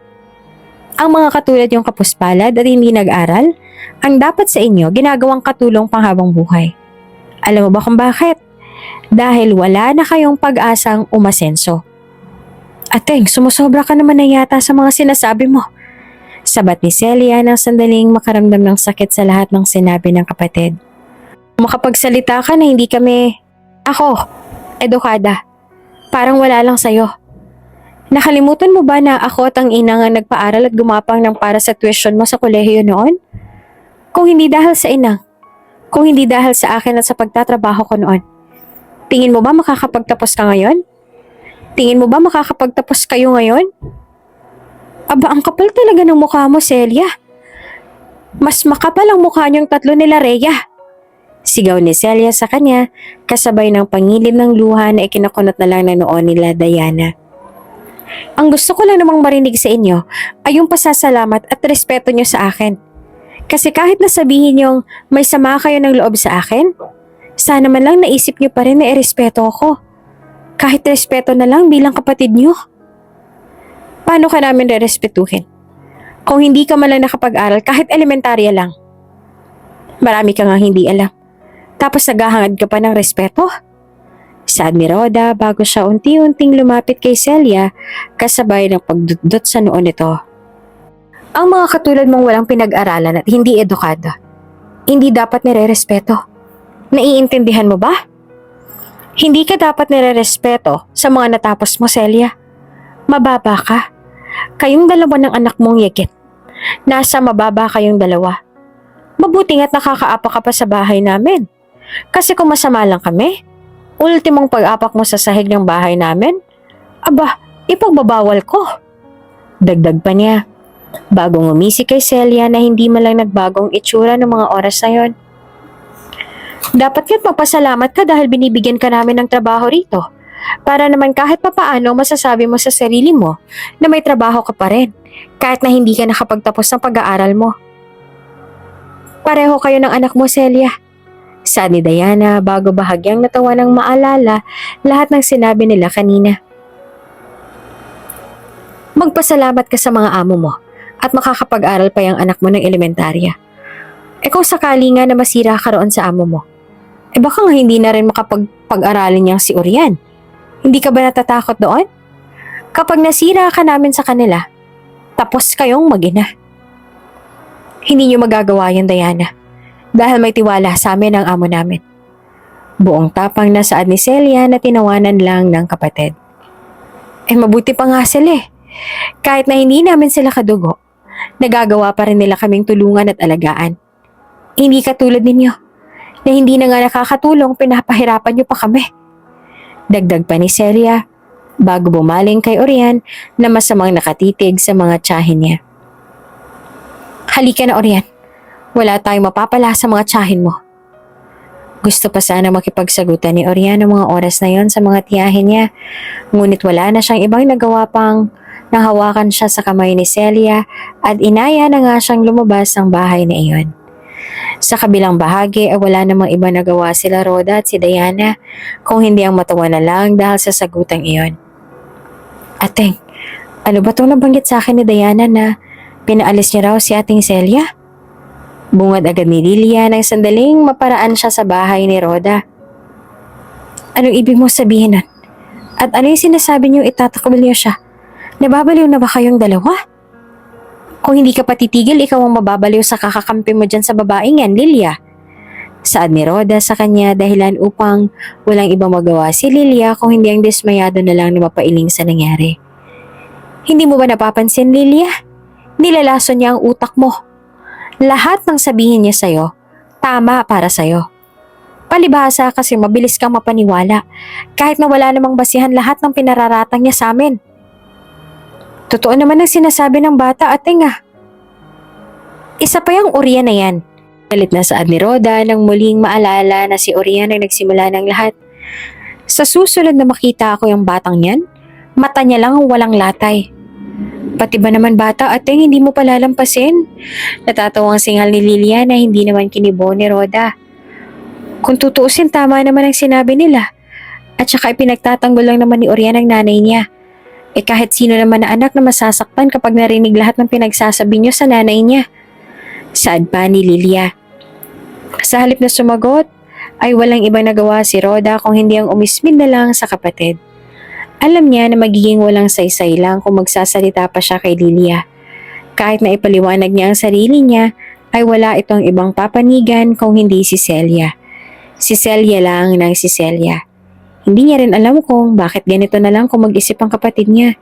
May sarili naman siyang dahilan at pinapaliwanag niya rin naman ang side niya sa kapatid. Sa halip din na makinig sa panig niya at kahit na ilang beses niya pang ipaliwanag ang sarili, wala naman itong ibang pakikinggan kung hindi si Celia kaya hindi niya rin maitatanggi na may selo siyang nararamdaman sa kapatid. Makagawa lang talaga ako ng paraan. Ani ang bulong sa sarili bago niya kinuyom ang kamao sa labis sa pagpipigil. Sa kabilang banda, malapad ang ngiti ni Oriana sandaling iabot niya sa kahuli-hulihang kaklase ang turon na ibinenta niya nung araw na yon. Lubos-lubos ang pasasalamat niya dahil kahit na medyo tinanghali na siya ng tinda ng turon, ay nagawa niya pa rin itong maubos para sa araw na yon. Malawak ang ngiti niya habang nagbibilang ng pera sa daan. Nawala ang mga ngiti niyang yon nang bumangga siya sa isang estudyante na nakatitig na pala sa kanya noong mga oras na yon. Kathleen? Kunutoon niya saan na makasalubong ang mata nilang dalawa. Ano na naman? Sa halip na sumagot ay walang iba nagawa si Kathleen kung hindi ang sikretong mapaismed bago bumuntong hininga na bumaling kay Orian. Hindi niya alam kung bakit pero tila ba hindi niya maintindihan kung bakit nga ba niya ito ginagawa sa sarili. Para sa mama mo, Kathleen. Bulong niya sa isip bago siya napapikit at muling bumuntong hininga ng magmulat at bumaling sa pinsan niyang kanina pang nakatitig sa kanya. Animong naguguluhan pa si Orian sa paraan ng pagtitig nito sa kanya, kaya naman walang ibang nagawa si Kathleen kung hindi ang mapaismed. Nandito ako para makipag-ayos sa'yo. Nang dahil sa narinig, ay bahagyang natawa si Orian na ikinataas naman ang kilay ni Kathleen. Talaga? Bakit? Inuutusan ka na naman ba ni Tita Lilia? Napipilitan ka, no? Natatawang saad ni Orian. Dahilan upang bahagyang umangat ang kilay niya. Alam mo, Kathleen, huwag ka na magsinungaling at magpakitang tao sa ginagawa mo. Kahit na hindi ka humingi ng tawad, kahit na makipag-ayos ka, wala na rin akong balak na makipag-ayos sa'yo. Pagkatapos ng mga sinabi niyo kay Mama, lahat ng pang-aalipusta niyo sa amin at sa pagtawag niyo ng hindi edukada sa kanya, malinaw na sa akin ang lahat. Kahit na hindi ka makipag-ayos, wala pa ring magbabago. Alam mo, mas mabuti pa nga na hindi ka na makipag-ayos sa amin. Mas magaan ang buhay namin ni Mama simula nang pinutol ng nanay mo yung ugnayan niyo sa amin. Kaya thank you, Kathleen, ha? Pakisabi na rin sa nanay mo na salamat dahil kung hindi dahil sa kanya, baka nasa bahay niyo pa rin kami ngayon at magbabalat ng sibuyas. Dagdag pa ni Orian bago niya tinabig sa balikat si Kathleen bago ito tuluyang iniwan doon ang nagulat. May ngiti naman sa labi ni Orian habang namimili ng saging sa palengke, kaya naman hindi na rin naman siya nagtataka pa sa tuwing binabati siya ng tindera na madalas siyang bilhan ng mga saging. Mukhang blooming ka ngayon ha, Orian? Natatawa nitong puna sa kanya na tinawanan niya rin. Bakit ang ganda naman yata ng ngiti mo ngayon? In love ka ba? Naku, hindi po auntie. Medyo gumaan lang po ang buhay ko. Natatawa niya namang biro. Ilang minuto pa silang nag-uusap habang hinahanda ng tindera ang saging hanggang sa maiabot nito sa bata ang plastic na naglalaman ng mga binili niya. Nga pala, Orian, gusto ko sana makausap kayo ng mama mo ng personal. Nito na bahagyang ikinatigil pa ni Orian bago siya nagtatakang bumaling sa tinderang naging suki niya na sa matagal na panahon. May kaibigan kasi ako na nakatikim ng isa sa mga binibenta mong turon. Pasensya na kung nakialam ako ha. Pero nabanggit ko kasi sa kaibigan kong yon yung tungkol sa buhay niyong mag-ina at gusto niya sana kayong tulungan. Kamot ulo pa nitong dagdag. Tulungan po, auntie? Tanong ni Orian na marahan nitong tinanguan. Nangako siya na gusto niya tayong tulungan. Ako at ang tindahan ko at yung ideya mo na turong may pinya. Negosyante kasi yun, iha. At nakitaan niya raw ng potensyal yung turon na ibinibenta mo. Gusto ko sana kayong makausap ng nanay mo ng personal. Alam kong medyo alanganin ka dahil bata ka pa, hindi mo pa gaanong maiintindihan, pero alam kong maiintindihan ito ng mama mo. Saad ba nito bago ngumiti sa kanya? Kaya kung sakaling magbago ang isip mo at gusto mo pang malaman yung mga karagdagang detalye, puntahan mo lang ako sa bahay ko sa address na yan, ha? At matutulungan ko kayo. Dagdag pa ng tindera, bago nito inabot kay Orian ang address ng bahay nito na inilista niya sa papel. Habang naglalakad, walang ibang nagawa si Orian kung hindi ang kunot noong pagmasdan ng address ng bahay na ibinigay ng tindera sa kanya. Aminin niya man o sa hindi ay hindi niya pag-aanong naiintindihan ang sinasabi nito, ngunit isa lang ang nasa utak niya. Alam niyang positibo ang sinasabi nito. Kung sakali man na totoong tutulungan sila ng negosyanteng kaibigan nito, pwede na iyong ikabago ng buhay nilang dalawa ng nanay niya. May ngiti pa sa labi ni Orian nang sandaling umuwi siya sa mansyon ng mga Villanueva. Nawala lang ang ngiti niyang yon nang matagpuan ang mata niya si Kathleen na ngayon ay ngising-ngising nakakabaling ng tingin sa kanya habang nakaupo sa sofa. Nasa gilid si Kathleen at ang bag niya kaya naman mabilis niya iyong kinuha. Relax, Orian, wala naman akong nanakawin sa bag mo. Saad ni Kathleen dahilan upang bahagyang umarko ang kilay niya. Ano ginagawa mo rito? Tanong ni Orian, dahilan upang bahagya pang matawa si Kathleen. At sino nagpapapasok sa'yo dito? Ako nagpapasok sa kanya, Orian. Saad ni Celia bago niya inilapag sa lamisetang nasa harap ni Kathleen ang orange juice at sandwich na inihanda niya para sa pamangkin. Nagpunta siya rito para humingi ng tawad sa mga nasabi sila ng nanay niya nung nakaraan. At naniwala ka naman, ma? Kunot noong tanong ni Orian. Ilang segundo pa sila nagkatinginan ni Celia bago niya narinig ang mahinang tawa ni Kathleen sa gilid na nakapagpantig sa tenga ni Orian. Tita, mauna na po ako. Naipaliwanag ko na rin naman po yung side namin nila mama sa inyo kaya ayos na rin po siguro iyon. Saad niya bago nagdesisyong tumayo sa sofa ng may pagmamalaki. Mukhang wala pa naman po sa loob ni Orian na patawarin kami kaya ako nang bahalang kakausap kay Orian, iha. Saad na lang ni Celia dahilan upang mapangiti si Kathleen. Sige na at mauna ka na. Salamat din sa prutas na ipinapabigay ni Ating Rhoda. Pakisabi na lang din na pasensya na sa mga nasabi ko noong nakaraan. Mama?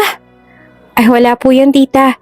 Ngiti naman ni Kathleen sa kanya bago naglakad at nagmano kay Celia na ikinangiti na lamang nito. Mauna na po ako at baka hinahanap na rin ako ni mama. Aniya bago siya nag-iwan ng matamis na ngiti kay Orian at tuloy lang ang lumabas ng salas.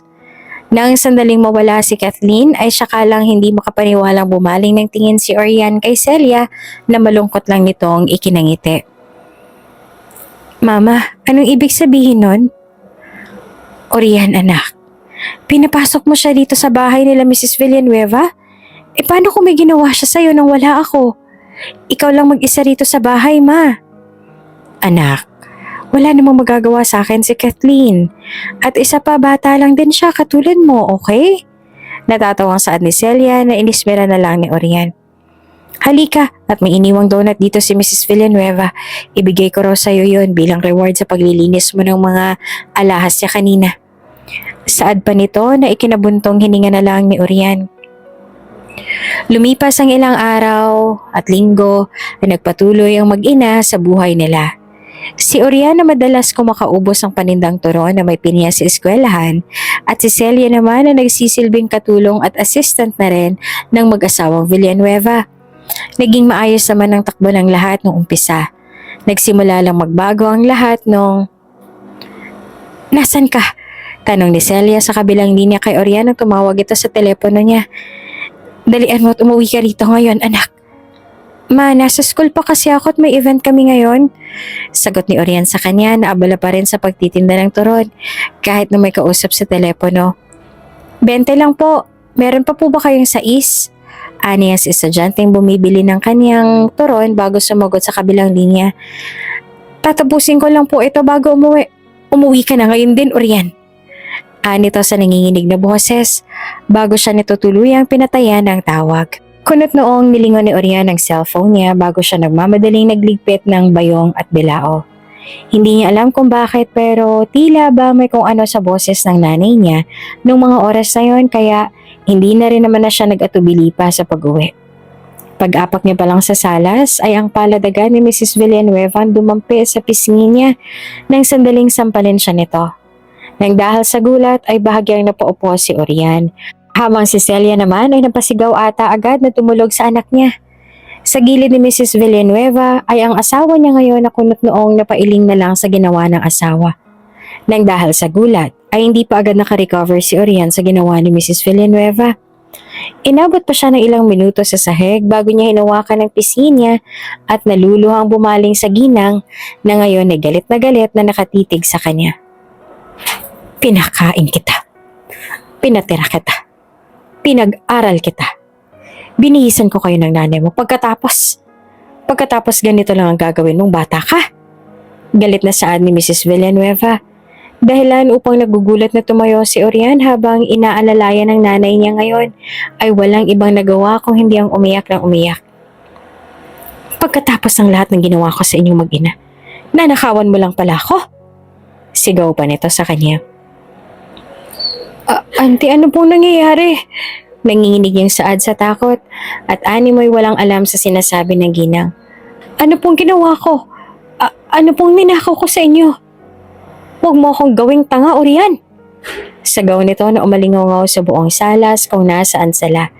Nanginginig pa ang kamay ni Mrs. Villanueva nang sandaling ilabas niya ang isang kwentas na hindi maitatanggi ni Orian na isa sa mga nilinis niya noong nakaraan.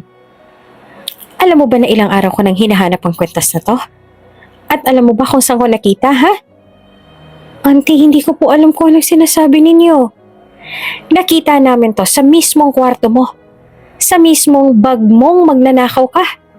Sigaw ni Mrs. Villanueva. Pagkatapos ng ginawa namin sa inyo, nanakawan niyo lang kami? Mama? Nanginginig na saad ni Orian ang sandaling bumaling kay Celia na hanggang ngayon ay iyak ng iyak. Mama, maniwala po kayo sa akin. Wala akong ninanakaw kay Mrs. Villanueva. Mas gugustuhin ko pa pong mawala ng kamay kaysa sa magnakaw. Alam niyo po yan, Mama. Mama, wala po akong ninanakaw. Sinungaling ka. Sigaw ni Mrs. Villanueva sa kanya bago pa ito napahawak sa noo na labis sa konsumisyon.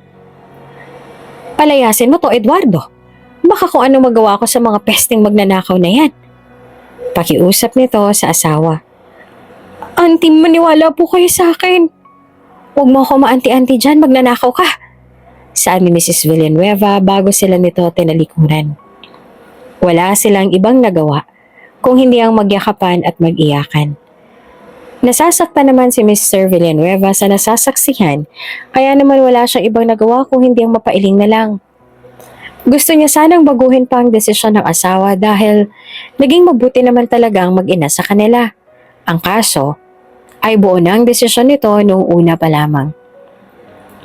Lumabas na kayo. Uncle, maniwala po kayo. Wala po akong ninanakaw. Patuloy sa pagmamakaawa ni Orian na ikinailing na lang nito. Maniwala po kayo sa akin, hindi ko po makakayang pagnakawan kayo. Alam ko, pero nasa bag mo na ang ebidensya, Iha. Gusto ko sana kayong tulungan ng kaso. Ginawa ko na yun, Iha, pero wala pa rin. Saad ni Mr. Villanueva dahilan upang mapaiyak na lang silang dalawa. Pasensya na, pero magmula sa araw na to, ayaw na namin kayong makita. Tanggal na kayong dalawa sa trabaho. Anito. Wala na sila nagawa nang sandaling ihatid sila ni Mr. Villanueva sa labas ng gate, dalang mga bagahe na lang mag-ina.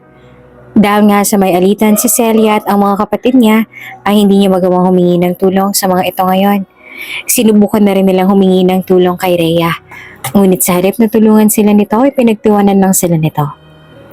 Pasensya na kayo ate, pero bilin talaga sa akin ni Ating Roda at Ating Diana na huwag kayong papatuluyin. Natatawang saad ni Rhea na animong kakotsa-kotsang itsura na mag-ina ngayon. Ano ba kasing ginawa mo, Orian? Kung hindi lang makati ang kamay mo, tutulungan ko sana kayo eh. Kahit napatirahin ko pa muna kayo dito pansamantala sa bahay ko. Ang kaso lang, malikot nga yung kamay mo kaya hindi kita mapagkakatiwalaan sa ngayon. Auntie, mali pong binibintang nila sa akin. Naiiyak na saad naman ni Orian sa kanya. Sa halip na madala sa iyak na mag-ina ay mas lalo lang natawa si Rhea. Para sa kanya ay katawa-tawa ang sinasapit na mag-ina ngayon. Kung hindi lang sana nagmayabang si Orian o hindi naman kaya si Celia ay magagawa nilang tumira sa bahay ni Rhoda. Ang kaso lang ay nagmalaki sila na makipag-away sila rito. Mas lalong hindi rin sila magawang tulungan ni Lilia. Lalo na ngayong oras na to dahil muli itong bumalik sa probinsya sa kahilingan ng asawa nito. Ngayon na mag-isa na sila. At wala silang matutuluyan, hindi na nila alam kung saan sila pupulutin lalo na ngayon. Pasensya ka na, Ama. Saad ni Orian habang sandaling naupo sila sa mga bakanting benches. Dala ang mga gamit at maleta. Naroroon sila ngayon sa plaza at buo ang loob na doon magpalipas ng gabi. Wala man silang maisip na pwedeng matuluyan, lalo na't hindi sapat ang pera nila upang umupa ng kwarto. Isa pa'y kulang pa ang perang hawak nila upang magpakasya iyon sa loob ng isang linggo kaya naman natitiyak na lang sa oras na hindi sila makabangon, alam nilang sa lansangan na sila nito pupulutin. Nawala lang ang isip ni Orian sa intinding iyon ang mapabuntong hininga si Celia bago niya marahang hinawakan ang nanlalamig na kamay ng anak. Alam kong wala kang kasalanan. At alam ko rin kung sino may gawa ng bagay na yun, Orian. Saad ni Celia, dahilan upang kunot noong bumaling ng tingin si Orian sa kanya. Nung bumisita si Kathleen sa bahay para maghatid ng prutas, alam kong dumaan siya sa kwarto mo. May nilagay siya sa bag mo at alam kong yun yung kwintas na nakuha niya sa cabinet nung hapong yun. Hindi ko siya magawang pagsalitaan dahil natatakot ako na makaaway mo pa ang tita Rhoda mo at isa pa. Ayokong pagbintangan ng batang yun dahil nakikita ako siya sa'yo. Iniisip ko, paano kung sa'yo mangyari yun at ikaw ang gumawa nun? Hindi ko makakaya yun, anak. Alam mo pala kung sinong gumawa, bakit hindi mo sinabi kay Mrs. Villanueva? Tanong ni Orian sa kanya na ikinabuntong hininga niya na lang. Tayo tuloy na pagbintangan kahit na wala naman talaga tayong kasalanan. Tayong pinagbibintangan at dinidiin sa bagay na hindi naman natin ginawa. Nakakatuwa ba yun, Mama? Sa halip na sumagot, ay walang ibang nagawa si Celia kung hindi ang bumuntong hininga bago nagbaba ng tingin. Alam niya na may kasalanan siya. May magagawa pa ba siya kung sakali mang bumalik pa sila roon sa mansyon at aminin sa mag-asawang nangyari? Mabait pa nga ang mag-asawa dahil ni minsan ay hindi mo lang sila nito ni-report sa pulis. Kung sakali mang bumalik pa sila roon at ipaliwanag ang lahat, alam nilang hindi na sila nito pakikinggan pa at mas malala pa roon ay ipapadampot na sila nito sa pulis. Naisip din iyon ni Orian kaya naman hindi na rin magawang magsalita sa ina. Sa ngayon ay nagpasalamat na lang siya at ito ang inabot nila. Dahil kung sakali mang pumasok sa isip ng mag-asawa na ipadampot sila sa pulis, alam niyang may malaking problema iyon pag nagkataon. Orian, kahit na inaantok ay nagawa pa rin ni Orian na magmulat. Agad siyang umalis ng higa sa hita ng ina bago bumaling sa ginang na ngayon ay nagugulat lang nakatitig sa kanilang dalawa ni Celia. Orian, ikaw nga!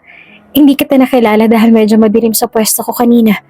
Kinailangan ko pang lumapit para makumpirma na ikaw nga yan. Saad ng tendera bago siya nakaramdam ng lungkot nang mapansin ang mga bagahe na naroon sa gilid ng mag-ina. Nagising naman si Celia nang dahil sa nangyari. Magandang gabi po ate. Kakilala ho ako ni Orian at ako ang madalas niyang bilhan ng saging sa palengke. Napansin ko kayo rito sa plaza kaya nagtaka ako na naririto kayo ngayon ng ganitong oras. Medyo malalim na ang gabi, bakit nga ba nandito kayo natutulog? Napaalis kami sa tinitirhan namin. Ngiti naman ni Celia sa kanya, dahilan upang magulat ang tendera.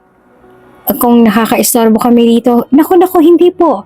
Nahihiyang saad ng tendera bago siya bumaling kay Orian. Ay sa tingin ko po ito na rin ang tamang pagkakataon para makausap ko na rin ho kayo. Kung wala rin po kayong matutulugan, pwede ko po kayong tulungan tungkol dyan. Dagdag pa ng ginang sa kanya bago ngumiti. Bahagyang nagkatinginan sina Celia at Orian, ngunit hindi rin naman iyon nagtagal na sandaling pumayag sila. Para sa kanila ay hulog ng langit ang ginang na tumulong sa kanila dahil hindi lang sila nito basta kinupkop ng gabing yon. Habang hindi pa sila nakaka-recover sa nangyari sa kanya, ay kinupkop sila ng pamilya nito. Naging mabait ang pamilya ng ginang na iyon sa kanila. At iyon ang ipinagpapasalamat nilang dalawa ni Celia. Halos lahat ng meron sila ay binabahagi rin nila sa dalawa. Hindi kalaunan ay tuluyan na rin nakausap ni Orian at ni Celia ang negosyanteng tinutukoy ng ginang noong araw na iyon. Kaya naman hindi na rin mapagsidla ng mukha ng lahat. Nagustuhan ko ang turo ng anak ninyo at nakitaan ko rin ng potensyal, ma'am. Saad ng negosyante sa kanya bago humiti sa mag-ina. Gusto ko po sana makipag-partner sa inyong tatlo ni Imelda. Malawak ang taniman nila ng saging at may makukuhan sila ng mga supply ng pinya. Gamit ang ideya ni Orian, makakagawa tayo ng maraming turo na pwede nating ibenta sa merkado. Malaki-laking kita yun kung tutuusin. Milyon-milyon pa nga ang pwede nating kitain sa ideya mong turon, Orian. Magagawa kitang pag-aralin sa school na gugustuhin mo. Makakapagtapos ka rin ng kolehiyo kung papayag ka. Dagdag nitong saad bago naglahad ng kamay kay Orian na hanggang ngayon ay hindi pa rin makapaniwala sa mga nangyayari. Is it a good deal for you, Orian? Isang baling ang ginawa ni Orian kay Celia na ngayon ay nakangiti lamang na nakamasid sa kanya. Base sa mukha ng ina, alam niya na kung anong desisyon niya para dito. Marahil ay ito na rin ang oras upang magdesisyon siya para sa kanilang dalawa. Ano na lang ang mangyayari sa kanila kung sakali mang papakawalan pa niya ang oportunidad na ito? Isang tangong ginawa ni Orian bago siya nagdesisyong tanggapin ang kamay ng matandang lalaking kaharap niya. Wala namang ibang nagawa ang matanda kung hindi ang matawa at mangiti nang dahil sa labis na galak. Bahagyaring natawa si Orian nang makita ang pagtalo ng kinang sa gilid nila at ang tuwa na makikita sa mukha ni Celia noong mga oras na yon. Welcome to Global Goods Incorporated, Orian Mendoza. Saad ng matanda bago ito naglahad ng kamay sa babaeng kaharap. We're thrilled to have you on board and we're looking forward to our future collaborations with you. Dagdag pa nito. Isang simpleng ngiti ang iginawad ni Orian sa matanda bago nito tinanggap ang nakalahad na kamay. Sa loob ng halos 15 taon ay naging maganda ang takbo ng lahat para sa kanya. At nang dahil sa sipag at tiyaga ni Orian, hindi kalaunan ay tuluyan ng lumago ang negosyong binuo niya. Iba't ibang bansa na rin ang tumatangkilik sa mga pagkaing binuo niya noon, kaya naman wala na rin mapagsidla ng ngiti at tuwa sa mukha niya sa tuwing sasagi sa isip niya ang lahat. Kahit na may sama ng loob sa mga tiyahin niya at sa pinsan niya nang dahil sa nangyari, hindi niya pa rin maipagkakaila na malaking pasasalamat niya sa mga ito. Kung hindi dahil sa ginawa nila sa mga Villanueva at kung hindi dahil sa ginawa nitong paninira sa kanila noon, wala sana sila rito ngayon. Orian, nandito na ako. Ma'am, nainis sa saan ang sekretarya niya nang pumasok ito sa loob ng opisina niya. Walang ibang nagawa si Orian kung hindi ang mapapuntong hininga ng sandaling mag-angat siya ng tingin sa dalagang kakapasok lang sa loob ng opisina niya. Kanina pa po kasing tawag ng tawag yung lalaking yon. Medyo nakakabulahaw na po kasi sa lahat ng empleyadong nagtatrabaho sa labas. Gusto niyo po ba siyang ipadampot na lang sa pulis para papasukin mo na lang? Aniya sa sekretarya na bahagyang ikinagulat nito. Kakausapin ko. Pero ma'am, mukha po siyang hindi mapagkakatiwalaan eh. Nang dahil sa sinabi ng sekretarya ay walang ibang nagawa si Orian kung hindi ang matawa na lang. Ako nang bahala dyan, Emily. Kilala ko siya. Tatawag na lang ako sa intercom kapag tapos na kami mag-usap. Utos ni Orian sa kanya. Walang ibang nagawa ang sekretarya kung hindi ang magkibit na lang ng balikat. May pagdadalawang isip pa siya kung papapasukin ng lalaking kanina pang nanggugulo sa labas. Ngunit dahil sa utos ng boss niya, wala na siyang ibang nagawa pa kung hindi ang papasukin ito. Halos bumundol pa ang lalaki sa kanya nang buksan niyang pinto kaya naman walang ibang nagawa ang sekretarya ni Orian kung hindi ang nadidiring, pinagpag ang sarili bago tuluyang lumabas. Ang bastos naman ng empleyado mo, insan. Ani ni Ben bago bumaling kay Orian at ngumiti ng malawak, lalo na nang pinagmasdan niya ang kabuuan ng opisina ni Orian. Nung mabalitaan ko sa tropa ko na ikaw ang may-ari nito, naku, hindi ko maiwasang makaramdam ng pagkabighani. Akalain mong may mararating pala yung turong inilalako mo lang sa school. Anong kailangan mo? Tanong agad ni Orian nang hindi nag-angat ng tingin sa pinsan. Siguraduhin mo lang na may kwenta yan. Ganito kasi yan, insan. Saad ni Ben bago siya nagdesisyong umupo sa harapan ni Orian na hindi mo lang nito binalingan ng tingin. Alam mo kasi, nahihiya ako pero alam mo kasi Orian, this past few days, sobrang gipit na gipit ako ngayon at wala akong malalapitan. Lalo na ngayon, nagkasakit si mama kaya hindi ako nakapasok sa trabaho. At saka isa pa, alam mo naman, hindi ko magawang lumapit kay Kathleen kasi kahit yun, ayaw naman akong tulungan. Problema ko ba yun? Tanong ni Orian bago siya nagdesisyong tantanan ng mga ginagawa at buo ng atensyong bumaling kay Ben ng mga oras na yon. May itatanong ako sa'yo, Ben. Nasaan ka ba nung panahong kinailangan namin ng tulong ni Mama? Nang dahil sa tanong niya ni Orian ay bahagyang natawa si Ben. Nakakatawa ka naman, Orian. Alam mo namang labas ako sa problema niyo noon dahil may sarili rin akong problema. At saka, hindi ko namang kasalanan kung ano man ang ginawa sa inyo ni Tita Roda noon. Kung ano man ang nangyari noon, wala akong pakialam. Iyan din ang isasagot ko sa'yo ngayon. Saad ni Orian dahilan upang bahagyang matigilan si Ben. Wala rin akong pakialam sa kung anong problema mo ngayon. Orian, huwag ka namang magbiro ng ganyan. Natatawang saad ni Ben na hindi man lang ikinabago ng itsura ni Orian. Malaking utang ko sa sindikato. Alam mo naman ang mangyayari sa akin kapag hindi ako nakalikom ng 2 milyon, hindi ba? Papatayin nila ako, Orian.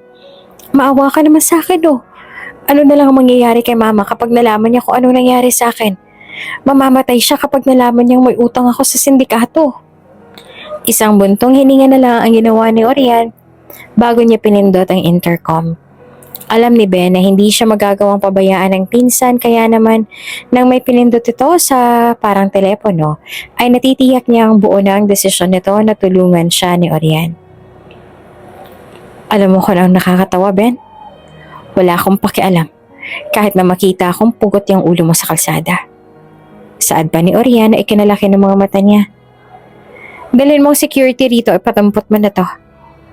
Anong ibig mong sabihin, Orian? Bulat na mababakas ang galit na tanong ni Ben. Hindi pa man nakakapagsalita si Orian ay mabilis nang dumating ang mga security guard sa opisina niya upang damputin si Ben. Tila ba walang narinig si Orian ang sandaling magsisisigaw si Ben sa loob ng opisina niya nang damputin siya nang hindi bababa sa 10 bodyguard. Nang sandaling mapalabas at madakap nila si Ben, hindi maintindihan ni Orian kung bakit pero tila may tuwa siyang naramdaman sa puso niya noong mga oras na yon. Masaya ba siya? Oo, pero hindi niya rin maipagkakaila na may nararamdaman din siyang kirot sa dibdib. Kung naging mabuti lang sila sa kanilang mag-ina roon, hindi sana aabot sa ganito ang lahat. Kung naging mabuti lang sana sila sa kanilang dalawa, hindi mauuwi sa ganito ang lahat. Natanggal ka? Na hindi mo alam?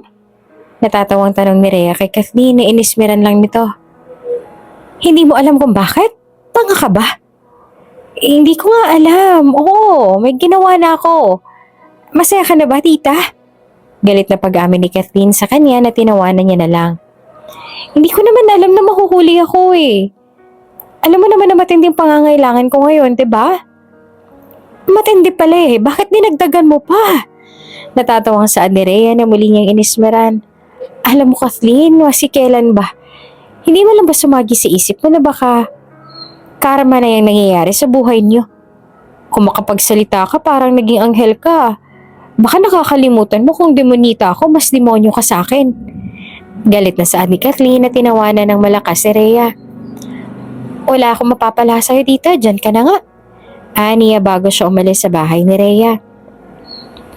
Hanggang sa labas ay umaalulong ang tawa ni Rhea kaya naman hindi maitatanggi ni Kathleen na nakaramdam siya ng galit ngayon. Ang buong akala niya ay magagawa siyang tulungan ng tiyahin niya sa bayarin nila sa ospital ngunit animong nagkamali pa siya sa inakala niyang yon noong una. May 2 buwan ang nakaratay sa ospital si Rhoda dahil sa sakit nitong leukemia. Kabi-kabila na rin ang nagastos niya dahil sa treatment nito kaya naman doon na rin nagsimulang maubos ang ipon ni Kathleen sa bank account niya. Hindi niya rin naman magawang humingi ng tulong sa tatay niya dahil matagal na itong hiwalay sa kanila ni Rhoda. Sinubukan niya na rin manghiram sa tiyahin niya ngunit sa halip na makatanggap ng tulong ay tanging insulto at sumbat lang ang natanggap niya mula sa mga ito. Aminin niya man o sa hindi ay naging masama naman talaga siya. Pero hindi niya naman maintindihan kung bakit sa tuwing kung kailan niya naisip magbago, saka naman darating sa kanya ang pagsubok na ganito. Ipagpatuloy niya lang ang treatment, gagaling ang mama mo, iha. Muling pag-ugong sa tenga niya ng boses ng doktor na nakausap niya kahapon. Paano namin maipagpapatuloy yung gamutan ni mama kung ubos ng pera ko? Naiiyak na saan ni Kathleen bago siya napahinto sa paglalakad pa uwi ng bahay.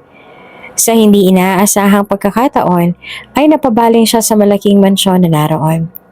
May ilang hakbang lang ang layo nito sa bahay nila kaya naman hindi niya maiwasang makaramdam ng pagkalito. May ilang hakbang lang ang layo nito sa bahay nila ngunit nakakapagtaka naman na ngayon lang niya ito napansin. Hindi niya rin may pagkakaila na nakaramdam siya ng pagkamangha ng makita ang mansyon. Naroon na kasi sa mansyon na yon ang lahat ng mga bagay na hinihiling niya lang noon. Malawak ang garahe ng mansyon iyon at may sariling fountain din sa harap. Malalago ang mga dahon at animong mamahalin pang mga halaman na nakatanim doon. Sa unang tingin ay masasabi niya ng alaga ng hardinero ang mga halamang naroon kaya naman hindi niya maiwasang makaramdam ng inggit. Kung hindi lang nagkasakit si mama, magkakaroon din kaya ako ng ganito? Malungkot na bulong ni Kathleen sa sarili niya kasabay ng pagyuko nang maramdaman niya ang pangingilid ng luha niya. Bago pa man pumatak ang luhang yon, ay bahagya na siyang napatalo ng sandaling may sasakyang bumusina sa kanya. Halos napaatras pa siya sa kinatatayuan nang malaman niyang nasa daanan pala siya ng sasakyan kaya naman wala siyang ibang nagawa kung hindi ang yumuko at umalis na ng tuluyan. Hanggang pangarap na lamang kay Kathleen ang kagustuhang makapasok sa mansyong iyon. Para sa kanya, mas importante na lang ngayon na makabayad sa ospital at may pagpatuloy ang gamutan ng nanay niya. Hospital bills?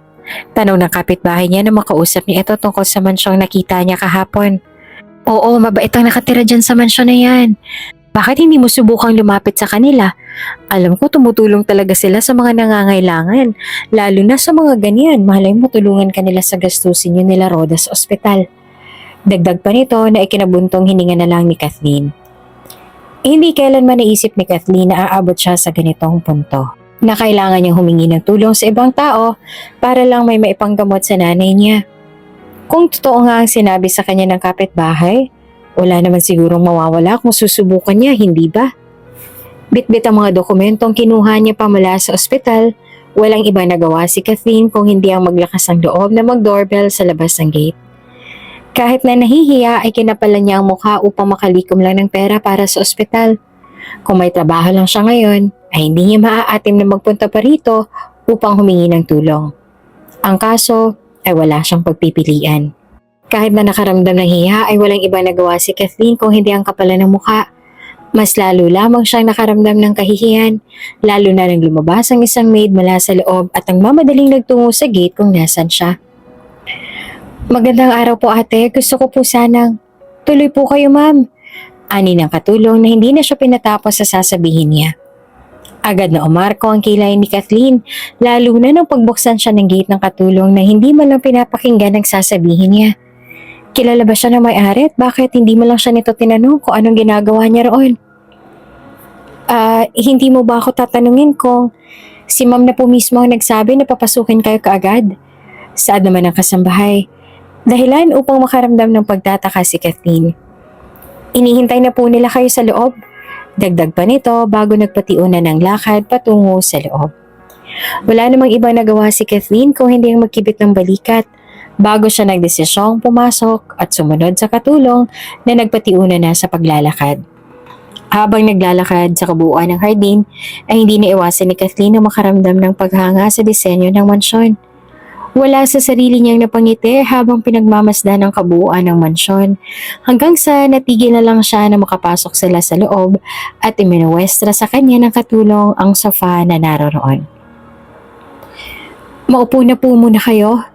Ani ng kasambahay na marahan niyang tinanguan bago siya umupo. Agad na nakaramdam ng relaxation si Kathleen nang maramdaman niya ang lambot ng sofa. Ani mo, ngayon lang siya nakaupo sa ganong klase ng sofa at natitiyak niya ang mamahalin ng sofa na yon kaya naman hindi niya naiwasang makaramdam ng tuwa.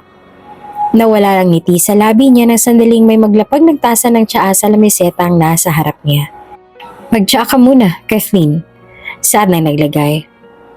Agad na umarko ang kilay ni Kathleen sa narinig bago siya bumaling sa nagsalita at halos malaglag ang panga niya sa gulat nang makita niya si Celia na ngayon ay nakangiting naglalapag ng sandwich sa mesa. Nang dahil sa gulat sa hindi inaasahang pangyayari ay mabilis siyang napatayo. Hindi pa siya nakakapagsalita ay may nagsalita na sa gilid. Anong ginagawa mo rito? Agad na napabaling si Kathleen sa taas at halos manlaki ang mga mata niya nang makita niya si Oriana pababa ng hagdan habang kunot noong nakatitig sa kanya. Nakasuot ito ng roba at animong prinsesa kung bumaba ng hagdan. Tsaka lang na-realize ni Kathleen ang lahat ng makita niyang mga alahas sa suot ni Celia noong mga oras na yon. Ano namang ginagawa mo rito? Tanong ni Orian nang makababa siya at nang makalapit siya kay Kathleen na hanggang ngayon ay gulat na gulat pa rin na nakatitig sa kanya. Isa ka rin ba sa mga nangihingi ng tulong na sinasadya pang magpunta rito? Dagdag pa ni Orian. Walang iba nagawa si Celia sa gilid kung hindi ang manahimik. Gusto niya sanang pagalitan ng anak sa inaasta nito ngunit hinayaan niya na lang. Alam ni Orian ang ginagawa niya at natitiyak niyang valid naman ang nararamdaman ng anak, lalo na nang dahil sa nangyari dati. Orian, tama ba ako? Tanong ni Orian bago matamis na ngumiti kay Kathleen na nahihiya namang ikinababa ng tingin nito sa sahig. Oh well, nabalitaan ko kay Ben na may sakit nga si Tita Diana at ang nanay mo. Kaya pala, isa-isa kayo nagsusulputan kasi may mga sakit na kayo. Hindi ako nandito para makipag-away, Orian. Oo, alam ko. Kasi nandito ka para manghingi ng tulong at manghingi ng pera, hindi ba? Tanong ni Orian sa kanya na ikinababaan niya na lang ng tingin. Pwes kung yun ang sadya mo, pasensya na pero wala kang mapapala sa amin. Orian, alam kong malaking kasalanan namin ni Mama sa'yo. Kaya ako nandito para humingi ng tawad. Alam ko na nang dahil sa akin, kaya kayo napalayas ng mga amo mo dati. Alam ko dahil... Alam mo kasi ikaw ang may pakana ng lahat. Sigaw ni Orian, dahilan upang pumagitna si Celia. Alam mo ba kung anong dinanas namin pagkatapos ng ginawa mo? Kung hindi dahil sa'yo, hindi kami maghihirap ni Mama. Hindi kami makikitulog sa hindi namin kakilala. Kung hindi dahil sa ginawa mo, hindi kami magtitiis si Mama sa kalye. Pero alam mo, Kathleen, nagpapasalamat pa rin ako sa'yo. Dahil kung hindi sa ginawa mo, baka nga wala kami rito ngayon. Kaya malaki rin ang pasasalamat ko sa'yo. Kung hindi dahil sa ginawa mo, hindi kami makakarating sa kung nasan man kami ngayon. Salamat nga pala sa pagbisita. Nasabi ko na lahat ng saloobin ko, kaya pwede ka nang umalis. Saad ni Orian bago siyang ngumisi at tumalikod. Hindi pa man siya nakakahakbang palayo ay narinig niya na ang iyak ni Kathleen. Bagay na nagpapantig sa tenga niya kaya naman galit siyang bumaling ng tingin dito. Halos umarko ang kilay niya nang makita niyang nakalaho dito at iyak na iyak. Wala namang ibang nagawa si Celia kung hindi ang mapabuntong hininga. Alam ko na malaking kasalanan ko sa'yo. Sa inyo ni Tita Celia. Gusto ko sana humingi ng kapatawaran. Alam ko hindi ko na maibabalik yung nangyari pero gusto ko pa rin humingi ng tawad sa iyo, sa inyong dalawa ni Tita. Saad ni Kathleen na inismeran niya. Nandito ako para humingi ng tulong, Orian. Si Mama na lang ang meron ako. Kapag nawala si Mama, wala na ako. Walang-wala ako ngayon, Orian. At kayo lang mahihingaan ko ng tulong. Humingi ka ng tulong sa mga tita mo. Saad ni Orian dahilan upang mas lalo lang maiyak si Kathleen. Hindi ka makakahingi ng tulong sa akin. Tandaan niyo yan. Saad ni Orian bago siya tuluyang umalis. Nang gabing iyon ay naabutan ni Celia si Orian na nakatulala sa kwarto nito. Bilog ang buwan at kitang-kita ang liwanag nito sa bintana ni Orian. Iyon ang madalas na ginagawa ni Orian sa tuwing nag-iisip siya at alam iyon ni Celia. Nagdala ako ng gatas at biskwit, anak. Saad ni Celia bago niya inilapag ang tray ng pagkain sa bedside table ni Orian. Walang ibang nagawa si Orian kung hindi ang mapabuntong hininga bago nagbaba ng tingin. Tumabi si Celia sa kanya bago huminga ng malalim. Alam ko na may galit ka pa sa kanila, anak. Masama po ba na nararamdaman ko yon, Mama? Tanong ni Orian bago niya naramdaman ang pangingilid ng luha sa mga mata niya. Valid naman po yung feelings ko, hindi ba? Natural lang na magalit ako dahil sa ginawa nila sa atin. Alam mo, anak, alam ko na valid ang feelings mo at natural lang na maramdaman mo yan, pero anak, sa loob na nakalipas na 15 taon yon, maski kailan ba, hindi mo pa rin sila napatawad? Tanong ni Celia na ikinailing niya. Sa loob din ng 15 taon na yon, tingin mo ba hindi pa rin sila nagbago? Lalo na sa mga nararanasan nila ngayon. Alam ko sa sarili ko na ngayon ay nagsisisi na sila. Alam ko na pinagsisisihan na nila lahat ng ginawa nila sa atin. Alam ko rin na kahit na papaano may kabutihan pa rin nananatili sa puso mo. Alam ko na pinsan pa rin ang turing mo kay Kathleen kahit na naging masama siya sa'yo. At alam ko na mapapatawad mo pa rin sila. Hindi man ngayon, pero alam kong darating din ang panahon na yon. Halos magdamag yung iniisip ni Orian. Hindi niya rin maitatanggi na tama nga ang nanay niya. Mas masarap ang buhay na walang kagalit at mas masarap ang buhay ng payapa at walang iniindang problema. Ma'am, saad ng cashier bago niya ibinigay kay Kathleen ang sobre na naglalaman ng kaunting pera na nalikom niya. Ay, hindi na po kailangan, ma'am. Sorry ma'am, kasi po yan lang po ang perang nalikom ko sa ngayon. Fully paid na po ang bills ninyo. Saad ng cashier dahilan upang bahagyang maunot ang noo ni Kathleen sa pagtataka. May nagbayad na po ng bills ninyo at may pinapaabot pa po siyang sulat para sa inyo.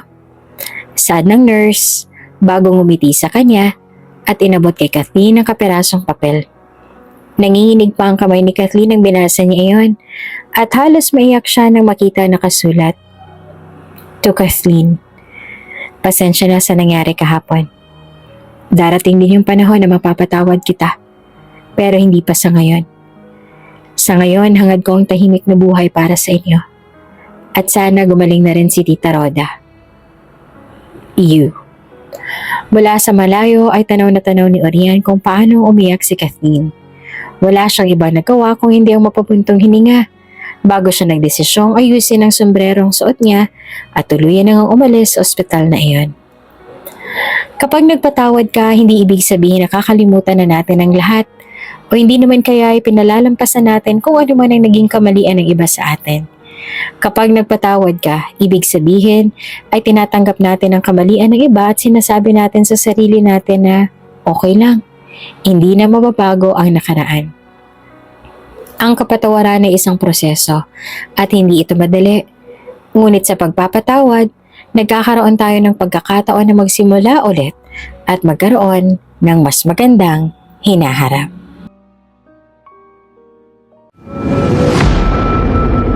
Kung bago ka pa lang sa channel na ito, Ate Jane TV, huwag kalimutang pindutin ang notification bell and subscribe button.